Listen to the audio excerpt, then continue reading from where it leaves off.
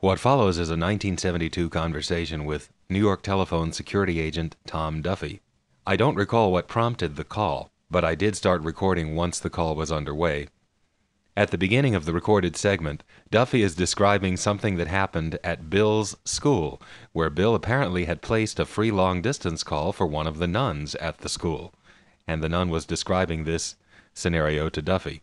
Duffy then discusses the day in which he came to Bill's house and his mother gave Duffy Bill's blue box. This incident is also referenced on the 052 tape, Part 1. Then Duffy talks about various other things, why he took away Bill's touch-tone phone, largely because Bill was using it to control the 052 conference. The conversation goes on from there, and at some point, when it was about to end anyway, the tape ran out. I'll have some comments afterward as well. Father, and she was, of course, excited that she hadn't talked to him in quite a while. So when she hung the phone up and started to think about it, she told him... Didn't that cost a lot? Yeah, and he said, don't worry about it. And she told him not to do it again. Evidently, she told Sister the head nun, and she was aware of the box, of Bill's blue box. Mm-hmm. In fact, he described it to a T to me. Mm-hmm. When I entered his room, what do you think was laying on the floor next to the phone? Yeah. So there was a typewriter case, which she described, you know. Yeah. So, was that before or after? Well, it doesn't make any difference, I guess, if they No, that seen was it. the next night. Mm-hmm. We went to when Bill would talk to him, I talked to his mother. I called his mother, and we made an appointment for the next night. Yeah. And when I went out there, I described it to her. She says, he's got it, sitting upstairs. Come on up. And we went upstairs, and sure it was. But the nun had described it to me, almost to the snaps on the box, you know. She had told him, don't even bring that back here to this school again. So that's why one of the reasons I know he has tapes. I don't think he has tapes. If he hasn't got them now, he erased them, but I bet you he had them up until 2 weeks ago. He might have, I don't know. When he came home from school and found out a new phone in his house. Yeah, I guess he didn't like that too much. No, he called me about that. But again, I'm sure he had tapes. He wasn't bringing that box to school, I know, because it was home. And this was not curtailing him of his activities on that payphone outside. Yeah. So what he had, the most reasonable deduction is he had to have tape. Why did you rip out his touchstone? Was it because of the... Step number one. First, he was fussing around with the stars and the diamonds. He had a 12-button job, and he had figured out some of the systems, especially on that 052, he could stack. Yeah, Jay Eggleston, my son just came. He figured out how he could stack them using the diamond with the numbers. It was 1, 2, 3. No, 3 was base, I think, because I remember. I'm not sure. Up to 8, wasn't it? 8 on there? Yeah. Or 9, and he could isolate the individuals by using the diamond. And I have recordings of them. Oh, by the way, he mentioned that you said that on a certain particular day he had gotten up on there and demonstrated how to use it and all this other... He was on there with a friend. I didn't recognize the voice. It wasn't you. I know your voice. I know Dave's, I know Wayne's, I know Steve's, I know most of the guys in L.A.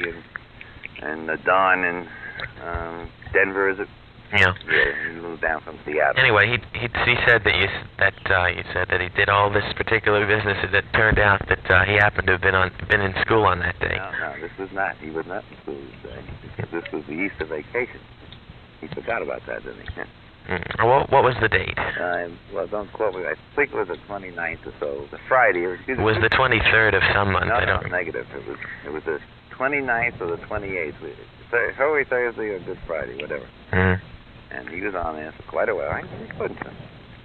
I guess the agent for Long Lines announces the date when he puts the tape on. This is March so-and-so at approximately 10 p.m., whatever. And then he proceeds, not only does he go into our computer out on the Pacific Coast, he he places the first a valid or first an invalid credit card, and the computer comes back negative. And then he places a valid credit card, and it came back okay. And then he proceeded to demonstrate a few other things. In fact, he explained the whole 052 circuit to his friend, how he can stack and isolate and so forth. Very interesting. Then he said, well, so I asked him to do something overseas, and he said, all right, how about the time in Brussels? And he proceeded to do the 914, and I could hear the tone back from the sender. Yeah. And then he proceeded to mostly freak again. And you heard the tone back from the sender? Right, when you go into the overseas sender. Yeah, well, how exactly were you tapping the 052? Was it tapping from the center of the line? I wasn't doing it. I don't know exactly where it was. The AT&T, that was a long line circuit. And they were doing it. They just report to me, Yeah. So he sent me down the recording. I'd like to hear that someday. Yeah, I'll play it to you someday. Anyway. Maybe in court, Usually I only play those things in court. You use tapes as evidence in court? Oh, sure. I wasn't aware that you could use tapes as evidence in court. What's that? I didn't know you could use tapes. Oh, hell yeah. All I had to do was show the court where it's our line and no one was being paid. In the period of time that we're talking about, I produce your bill and show where you dial this into this thing. And of course, there was no mention on your bill, so therefore you weren't paying for it. Of course, it's our circuit. Even the 800 numbers down when they're not being subscribed to by the customer. That's our line. Even though it's wired in the customer's premises, it's wired to intercept. Right. They're not being used, and they're not paying for it. They pay per line. Yeah. So that becomes our circuit. And actually, up until the time, 3 to 6 seconds after you call somebody, you're not paying for the line. Yeah. We can monitor that. Now, our operator circuits, we can monitor our repair trunks. Oh, that, I've seen you do that. We do that. We service observe on them at all times. The only problem is that it doesn't seem to do much good. I think there's a trouble I've been reporting over and over. Man, I talked to a gentleman out in Hempstead. In Hempstead Tandem. And I gave him your name and phone number to... You had complained about some troubles out there? And I told him, well, here, let's call this. One of the men called Bill, right? The foreman in the local office. He had some troubles that they hadn't taken care of. So I said, he gave them to me. And I told the man said, gee, he's right on that one. Well, I wish you'd fix some of the troubles in my office. That's what I said. I talked to the man in Hempstead. And I said, hey, I got a young lad that can take care of all your troubles. And I gave him your number. I said, call him, tell him I told you to call him. And I'm sure he can list them. What's the troubles in, what tandem is he working in? He's in the Hempstead job. Yeah, all of them, or tandem 3 or tandem? Supervisor of the whole office. And so he gave me your number, and I said, I'm sure he'd gladly give you these items. Yeah. Oh, I've got plenty of items. I can... Well, write them down, because he's going to, if he hasn't called, maybe he can't get through to you, because your damn phone's so busy. Right.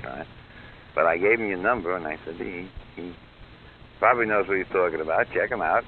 See what he's got. If he's got some troubles, take him and shoot them for him. I know maybe about 5 offhand that have improper routings. Hempstead has been doing some really rotten 6-digit translating on vacant prefixes and area codes. Like if I dial a vacant code in a distant area, you used to go through to the principal city tandem and get a recording there. Now, I get stopped at Hempstead. Oh, you get held up? No, it just, we get a recording in Hempstead. Oh, We get a Hempstead recording instead of a recording like if I dialed something like 404-220. There is no 220. If I dialed that, I normally would go to Atlanta and get a recording there. Now I'm going to Hempstead. It stops at Hempstead and doesn't... Yeah, that's a totally ridiculous thing because it really doesn't waste that many trunks. Write it down because he's gonna call you. Yeah. I gave it to him, I think, Monday. And he said he'd call you, so I'm sure what the problem he's having is getting through to you. Yeah. Because he's kind of busy at times. But Bill gave him one in the free translator. And the fellow said he's right. It was starting after when it got 3 digits instead of waiting for the other 4. it would go. So he's got that. So he called Bill, and Bill gave him a couple others. I haven't had the result of the other troubles he gave him. And I haven't called the fellow back. He hasn't called me, so I don't know whether he was right. But he was right on the first one, anyway. You know what? Were you with Ben on that tour? I think he told me you were. Oh, yeah, I was. Why didn't you talk to the man then? Yeah, I wanted to, but I never got around to it, telling him it. And I've reported it to repair. This is a trouble where on the 593, if it calls this marker group, one of the trunks holds the caller up and continues to hold the caller up until someone else picks the trunk. Oh, and then it drops you off? Then it drops you off. It disconnects the original call, but the caller, the person who made the call, is still held up on there, and it's 24 hours a day. The originator is held up? Yeah, the originator is held up. How about the one that the other end is disconnected, but they drop off. They drop off immediately, but the originator is held up on a dead trunk and continues to be held up until someone else picks the trunk, which means, in effect, that trunk is operating 24 hours a day. Well, I don't understand. I'm not a central office man, but it seems if you're held up on a trunk, the next when the dial should override that and pick the next spare. Right, it should. Scan and go into why would it knock you off and go into a busy? It should be told as busy if you're still on it. Yeah, it should be, but override it to the next vacant. Well, what it's doing is it's for some reason it's not showing up vacant. There's something very wrong with it because we Do you hear him when he comes in? That should sounds to me again. I'm my central office experience.